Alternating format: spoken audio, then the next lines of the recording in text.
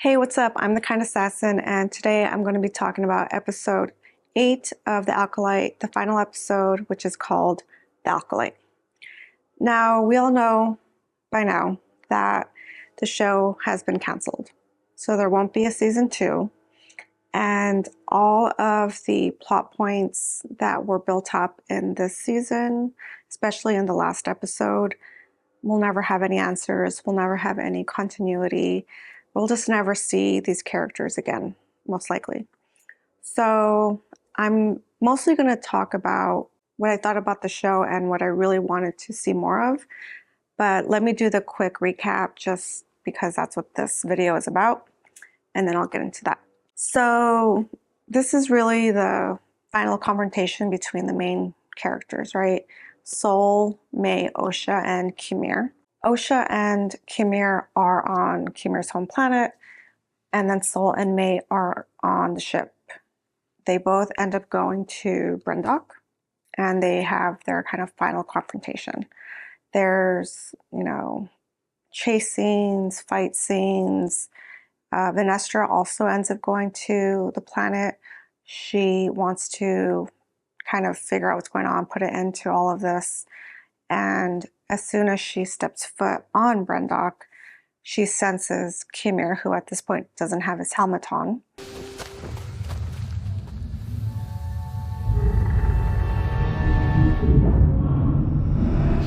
You. And he senses her. And she's like, you. And he's like, oh shit. So he puts the helmet on, right? So there's definitely some connection there. And I think there was people speculating about Venestra being Kimir's master at one point in the past, and she was the one that whipped him, which is why he has a scar, and he was like ousted from the Jedi. So that whole storyline seems to be correct. The fight scene between Kimir and Sol is amazing. They're so talented and so skilled. They really are kind of each other's match.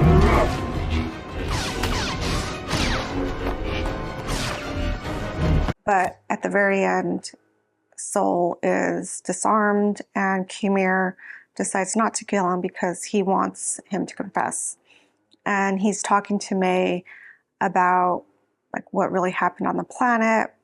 And Osha is overhearing all of this. She overhears Sol say that he killed Anisha. And you killed her. You killed our mother. I did.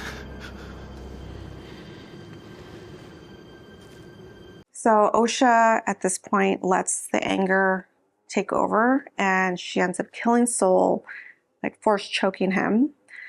So it really shows how powerful she is. And in that moment, she's holding a lightsaber. I don't know if it's Sol's, it might be Sol's lightsaber, and bleeds into it and turns the kyber crystal red, and it becomes a red, Sith lightsaber.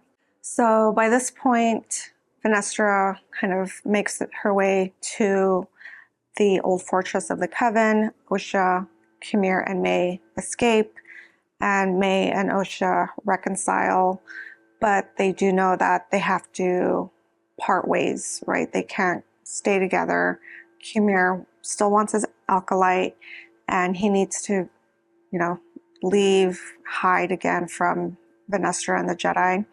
And, Osha decides to go with him, and, Kimir wipes May's memory so that she doesn't know who he is, because he needs to, stay a mystery. He doesn't want to be revealed. So it's a really sad scene. I think that they finally reconciled. They finally were back together after being separated since they were kids. But they can't continue. They can't be sisters anymore. That was their fate, I guess. So really what we end up seeing is, at the end, more Jedi bureaucracy, right? They cover up what happened on the planet.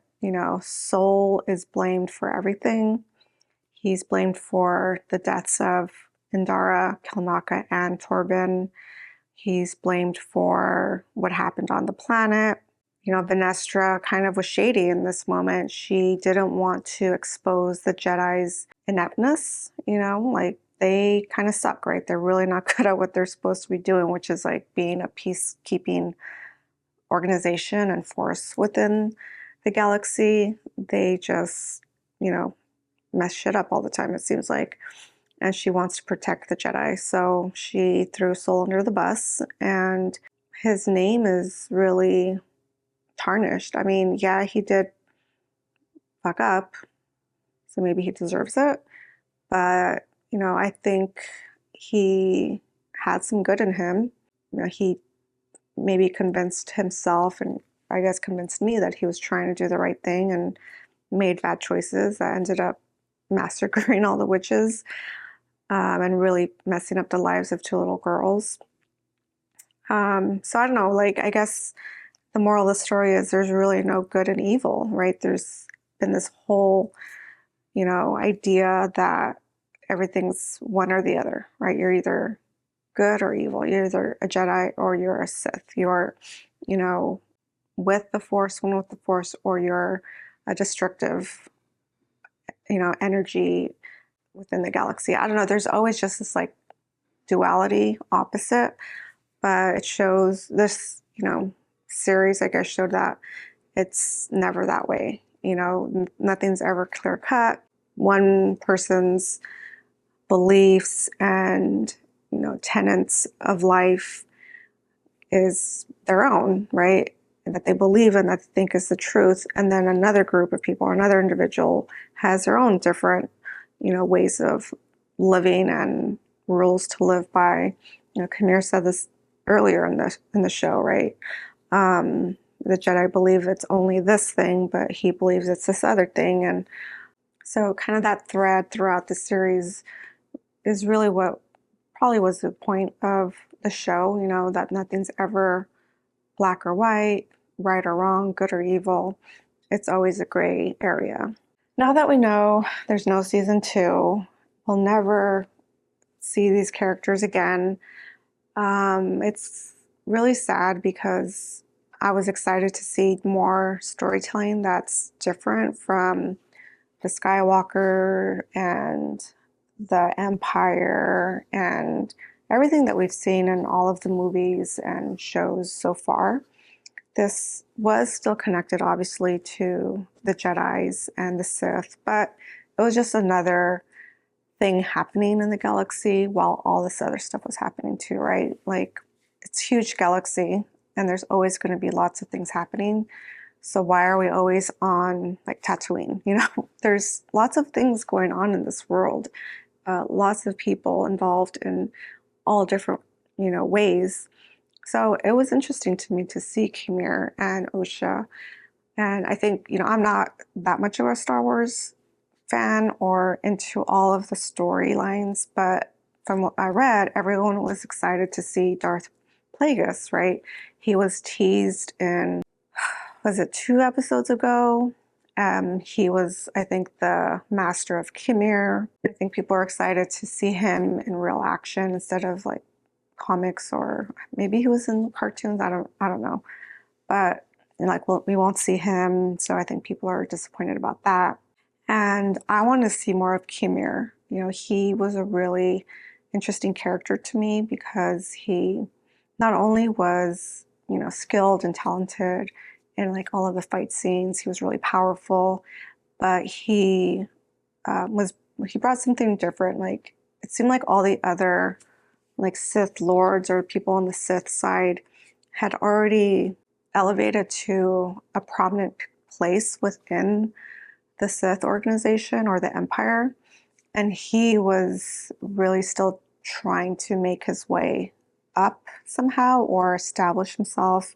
He wanted to have an acolyte. So it was kind of like his beginnings, even though there's more to him, right? He was a Jedi perhaps at some point, or training to be a Jedi. So we'll never know that backstory, what happened between Venestra and Kamir. You know, why was he pushed out of the Jedi, or, you know, excommunicated, whatever you want to call it. What did he do? Or what did Venestra see in him that caused them to fight, for her to whip him? Like, we're never going to know that. We will never see how powerful Osha is. You know, she force choked Soul to death and bled a kyber crystal. I feel like, again, I don't know all the different comics and books and all the shows and movies, but it seems like that's a huge deal in this world, you know, in this galaxy, that not a lot of people could do that. So she's super powerful. Vanestra was gonna use May, again, sad, you know, she's still being used to find Khmer. Like, we'll never see that happen. I don't know, there's just so many things that were interesting, you know, stories to keep going down and learning and watching, but we won't see it. So it's sad, but like I've said in the past, I really, really don't like to watch things these days because things get canceled all the time.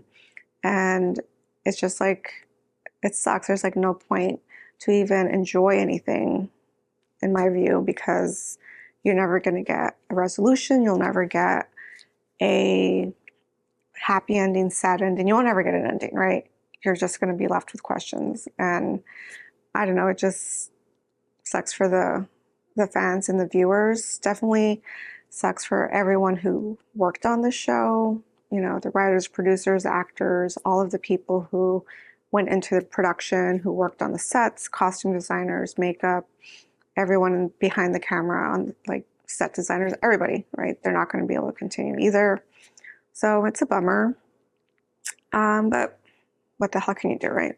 This is where we're at in life. So I'm glad that, you know, I did see this. All I can say is, you know, there was sort of an end.